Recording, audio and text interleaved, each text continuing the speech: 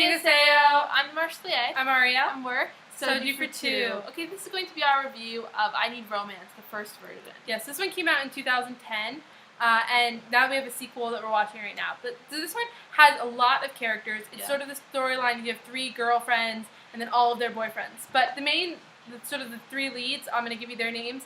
So you have Jo Young plays Sun Woo In Young, Kim Young Hoon plays Kim Sung So, and Cho Jin Hook plays Bae Sung Han.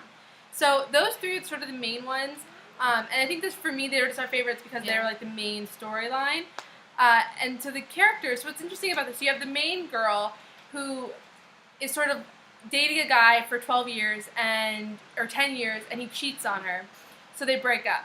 And meanwhile, she works at a hotel, and the guy she works with, who like is her underling, he's like an intern or whatever, is completely in love with her. And then he happens to turn out to be a chaebol. He owns the hotel. Likely story. Likely story. So he loves her right from the beginning. And then the other girl, so we have one girl who's like an innocent girl who's engaged to marry the one guy who's actually in I Need Romance 2. So he plays the reverse character. In this one, he's the guy, the jerk, who doesn't want to marry her because she's not sexy. But in this one, he's the guy who she ends up dating, I'm sure. We haven't seen it in I Need Romance 2. And I would say, like, this, like the one that we're watching now, is a similar idea of, like, women following their lives. And also, you know, here, though, we felt like the initial characters are a little less likable. Yeah. And we said this, I guess, when we did our initial going over I Need Romance 2.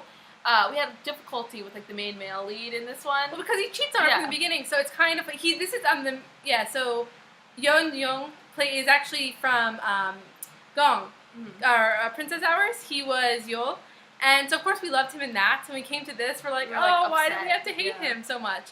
And then, but of course, you know, he turns around, and this drama, that's why I think it annoys me, because he cheats on her in the beginning, and he cheats on her for a very long time. And then he gets a conscience? And then we're supposed to, like, love him. So I had trouble with that, whereas the other guy, who never cheats on her, but is completely in love with her, she doesn't pick that one, so it's annoying. I feel like that's a bad choice. And then the third girl, she's interesting because she's like sort of the real power girl. Like, she doesn't want a relationship, but she just wants these guys.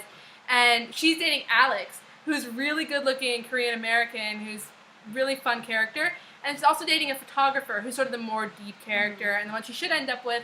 But her character is kind of interesting because she never ends up with anyone. And that's I kind of liked her for that, because she sort of stuck by her guns and she didn't want a relationship. I think that's also why people compare it to, like, Sex and the City. Yeah. It's like the idea of, like, Samantha of, like, being independent. Even though if you have these great guys around you, you're still not going to get married. Which, whether you agree with that or not, it does seem like a similar idea to the other shows we've seen. And it's definitely, this is much more mature show than the other shows we watch. I think it's 19+, it's rated. Okay, so, mistaken identity, misunderstandings. Well, obviously there's a lot of, and I guess they're not even misunderstandings, they're just, like, bad stuff that they're doing. Yeah, I mean, I think the problem is there's constantly, like, you know, they can't trust each other. I think that's the problem. It's like, you've dated someone for 10 years and then you can't trust them.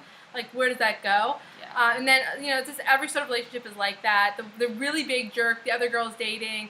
I mean, it's just, like, so many problems. We're talking about bad guy turned good here. I mean, he's definitely a bad guy turned good character, but, like, in an annoying way. Yeah. I guess, because we didn't want him to become, like, I don't know, we wanted him to either make the decision really early on to be good, or I was rooting for Sun Hun the whole time, completely.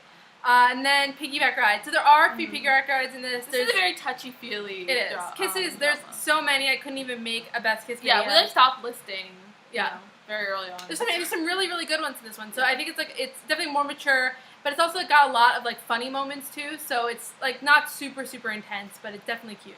Fashion. So there's some good fashion, but it's not like remarkable. Yeah, I mean the sort of the independent girl, she has great fashion. Cool stuff, Of course, like Samantha, like she always had the best clothing on Sex and the City.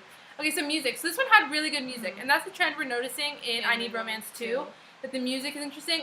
When the one character, the photographer, comes on screen, they're always playing this Latin music, which I really like. That was a funny sort of, like, you know, and there's sort of things like that throughout the show that do make it enjoyable and keep the pace going. And also the way this show is shot, it's the same way that I Need Romance 2 is shot, where they're filming, and then they do lots of still shots. And I actually really like that. That's my favorite part of the show, was that they did these still shots, because it sort of made, like, you know, like the bed scenes and stuff, like, less tawdry. So I really did like that, and I thought that it was an interesting way to shoot it. So they're doing that in I Need Romance 2. So I would say, like, for rating this, I think I would have rated it higher had we not started watching I Need Romance 2. But I would say this is about a 5 for me. Like, it's kind of right in the middle. I don't really like the main male lead. Like, even though, he does make a change, I don't know. It wasn't, like, my favorite storyline.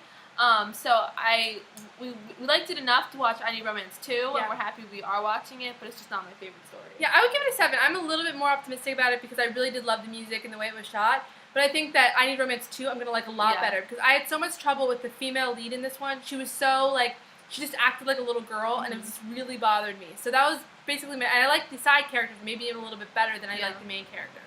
All right, thank you. Thanks, Bye. guys.